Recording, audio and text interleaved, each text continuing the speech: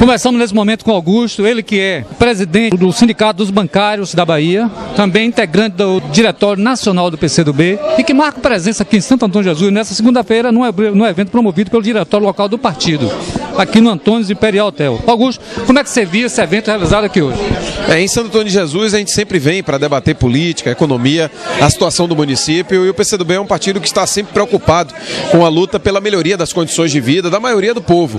E hoje especialmente vim dar um abraço em nosso amigo Aislan, também vim visitar as agências bancárias para conhecer mais da realidade aqui local do município. O nosso sindicato abriu uma sede na cidade que tem tratado das questões de saúde, as questões jurídicas, visando melhorar as condições de trabalho e também de atendimento à população dentro dos bancos. Mas hoje especialmente teve esse evento que tem essa característica de ser convocado por um amigo, mas um parceiro de lutas, que é o companheiro Aislan, e que tem uma história dedicada às transformações aqui no município. E para mim é um motivo de muito orgulho, porque cerrar fileiras com pessoas de bem, pessoas honestas, comprometidas com a luta por uma Santo Antônio de Jesus melhor, mais bem cuidada, sem dúvida merece os nossos aplausos, porque não é fácil se disponibilizar para lutar em prol do coletivo, e Aislan é uma dessas figuras imprescindíveis e que a gente veio aqui dar o nosso apoio e dar a nossa participação para que a gente possa construir uma cidade mais humana, mais fraterna para todos nós.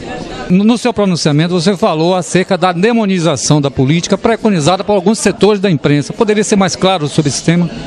Hoje, grandes setores da mídia, a própria Rede Globo, revistas de circulação nacional como a Veja, trabalham o ódio como o principal instrumento de atuação na política. Não podemos aceitar que o Brasil se transforme num verdadeiro Bavi, em conflito de torcidas organizadas. Queremos discutir o país e para isso tem que ter racionalidade. A discussão tem que ser feita no patamar de serenidade. As famílias não podem brigar por causa da política. Devemos discutir de maneira tranquila o que é melhor para o país, respeitando os demais pontos de vista. Não podemos aceitar a tentativa de criminalização da atividade política e, o pior, a tentativa de criminalização de somente um lado na política. Achamos que é necessário passar a política do Brasil a limpo, assim como é necessário fazer isso com toda a atividade política no país, envolvendo os municípios e os estados. Mas não podemos aceitar que todos os problemas do país recaiam apenas sobre um único campo da atuação política. Achamos que o Brasil, ele precisa discutir com tranquilidade, com serenidade, mas respeitando o Estado democrático de direito. Não podemos aceitar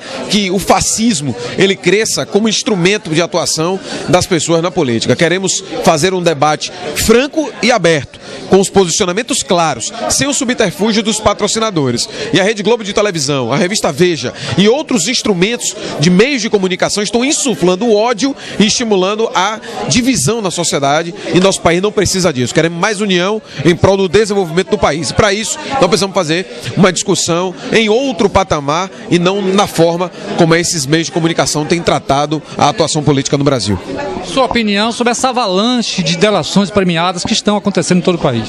Quem mais tem interesse que sejam todos apurados são os trabalhadores. Quem mais sofre com a corrupção, desvios de dinheiro público, somos nós, a maioria da sociedade. E queremos que tudo seja passado a limpo, que as investigações, respeitando o devido processo legal e a presunção da inocência, que elas cheguem até o fim e possa apurar todos os que estão envolvidos. Mas uma coisa é certa, todas as denúncias elas se referem a financiamento de campanhas. As empresas financiam campanhas e tentam cobrar fatura depois da eleição, e isto é inaceitável. Por isso nós sempre defendemos que o financiamento empresarial ele fosse extinto da política. Queremos que a política ela seja construída a partir das ideias, das opiniões, e não a partir da visão das corporações.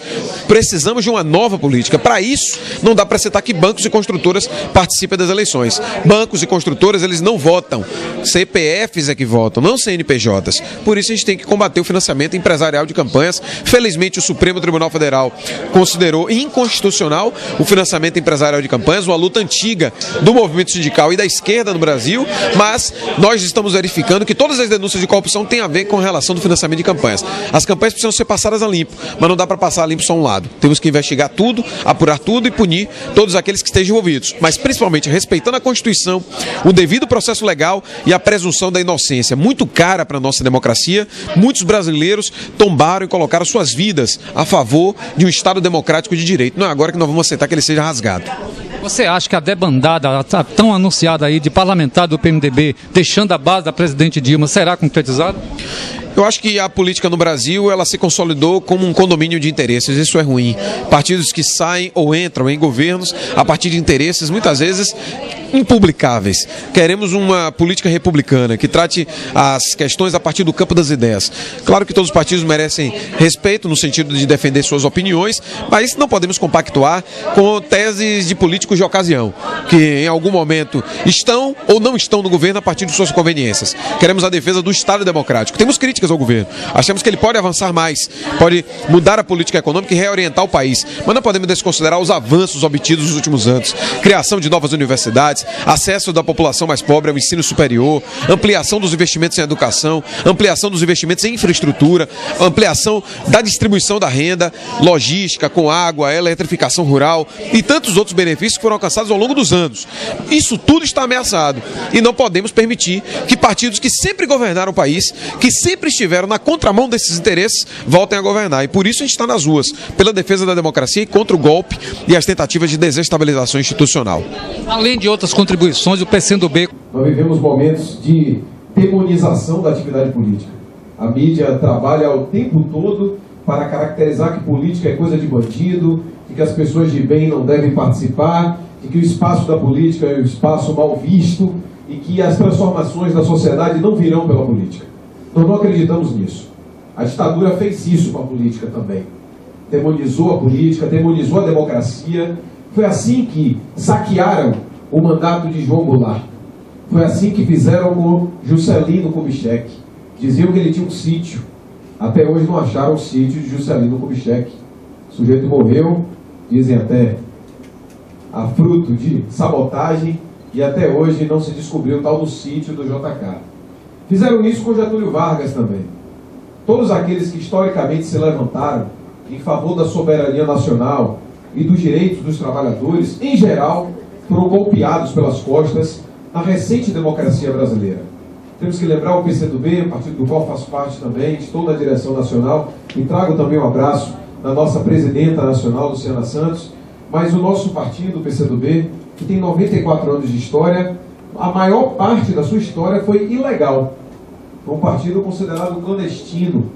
Ser comunista era crime, punido inclusive pelo Código Penal. Era essa a realidade que vivenciamos durante largo período da nossa história. Não podemos permitir que voltemos a essas trevas. E falar isso não é um discurso clichê. Estamos vivendo uma ameaça severa à nossa democracia. Querem desestabilizar o país para criar facilidades para setores que historicamente sempre levaram boa parte da riqueza da nação. Veja agora as denúncias de corrupção. Todas elas têm ligação com o financiamento de campanha eleitoral. E ora bolas, os mesmos que receberam financiamento de bancos, construtoras, grandes operadoras do sistema financeiro nacional e internacional, são os mesmos que agora se arboram em combater a corrupção. Contribuiu de forma relevante para a concretização dessas conferências, das conferências municipais, estaduais e nacionais. É motivo de regozijo para todos vocês que integram essa legenda? Claro, o Brasil nunca teve um processo amplo de participação popular como teve nos últimos anos. Claro que ainda há insuficiências, mas é relevante. O número de conferências que foram realizadas são mais de 62 conferências de várias áreas, que ouviu a população em cada município deste país, que possibilitou que as pessoas, inclusive pessoas em áreas muito distantes, quilombolas, ribeirinhos, população rural, trabalhadores de todas as áreas, pudessem opinar na área do esporte, da cultura, do lazer, na área da saúde bucal, na área da saúde, da educação, da merenda escolar e tantos temas que fizeram parte de uma agenda que envolveu a sociedade brasileira. Um governo com este perfil, ele possibilita avanços, que ele possibilita o diálogo. Hoje há um diálogo com os movimentos sociais. Claro que o diálogo não é concordância, muitas vezes temos divergências com as posições do governo, mas são inegáveis as possibilidades que se abriram com a discussão de governos e sociedade para construir políticas públicas mais avançadas. Por isso o Brasil, em nossa avaliação, avançou nesses últimos 13 anos, pode avançar mais, mas se houver a deposição da Presidenta da República, podemos instaurar uma espiral de desestabilização no Brasil. Isso não interessa a classe trabalhadora e não interessa a maioria pobre deste país. Queremos sim um país que se reafirme enquanto democracia, que permita o diálogo das diferentes forças políticas, mas que não resvale para o ódio, para o fascismo, para a incitação da violência, como nós estamos vendo apregoados em boa parte da nossa mídia.